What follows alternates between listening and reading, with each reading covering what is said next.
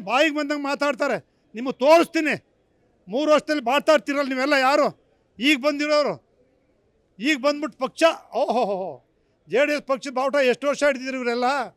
ದೇವೇಗೌಡರ ಜೊತೆ ಎಷ್ಟು ಹೋರಾಟ ಮಾಡಿದರು. ಸಿದ್ದರಾಮಯ್ಯನವ್ರ ಬಿಟ್ಟೋದಾಗ ಯಾರಿದ್ರಿ? ಏಕಾಂಗಿಯಾಗಿ ಸಿದ್ದರಾಮಯ್ಯನವ್ರು ಬಿಟ್ಟು ಪಕ್ಷ ಬಿಟ್ಟು ಹೋದಾಗ ಯಾರು ಉಳ್ಕೊಂಡ್ರಿ? MLAಗಳು ಉಳ್ಕೊಂಡಿದ್ರಾ? ನಾಯಕರು ಇವತ್ತು ನಾಯಕರು ಅಂತಿರಲ್ಲ. ನನ್ನ ಬಗ್ಗೆ ಮಾತಾಡೋ ಯೋಗ್ಯತೆ ನಿಮಗಿದೆಯಾ?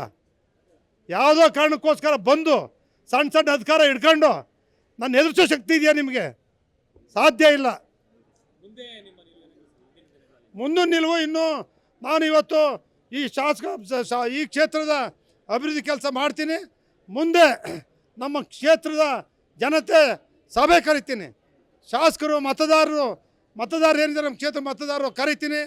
ನೀವೇನು ಹೇಳ್ತೀರಪ್ಪ ಅಂಥೇಳಿ ಅವರು ದುಮ್ಕು ಅಂದರೆ JDS ಎಲ್ಲ ಇರಬೇಕು ಅಂದ್ರೆ ಇರ್ತೀನಿ. BJPಗೆ ಹೋಗೋಣ ಅಂದರೆ ಹೋಯ್ತೀನಿ. ಕಾಂಗ್ರೆಸ್ಗೆ ಹೋಗೋಣ ಅಂದರೆ ಹೋಯ್ತೀನಿ. ಎಲ್ಲ ಕ್ಷೇತ್ರ ಮತದಾರರು ಏನು ಹೇಳ್ತಾರೆ ಆ ತೀರ್ಪು ಬಿಟ್ಟರೆ GT ದೇವೇಗೌಡನ ವೈಯಕ್ತಿಕ ತೀರ್ಪು ಇಲ್ಲ. ಮುಂದಿನ ಚುನಾವಣೆ ಸ್ಪರ್ಧೆ ಮಾಡ್ತೀನಿ. ನಮ್ಮ ಕಾರ್ಯಕರ್ತರು ಬಿಡಲ್ಲ. ನಮ್ಮ ನೆಂಚಿನ ಬಡವ್ರನ್ನ ಬಿಡಲ್ಲ.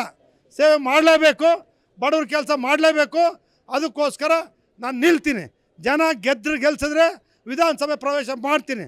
ಇಲ್ಲದೇ ಇದ್ರೆ ಇಲ್ಲ ಇದ್ಕೊಂಡು ಸೇವೆ ಮಾಡ್ತೀನಿ.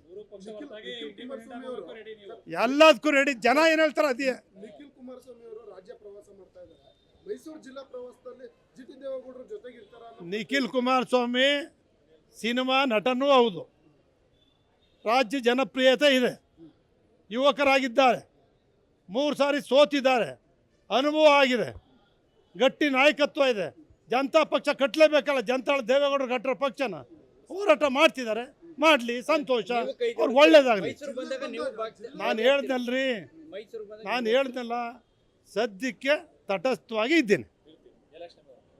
ಅದು ಯಾವತ್ತು ಅಂತ ಗೊತ್ತಿಲ್ಲ. ಜಿಲ್ಲಾ ಪಂಚಾಯತಿ ತಾಲೂಕ್ ಪಂಚಾಯತಿ ಅದು ನೋಡೋಣ ಬಂದಾಗ.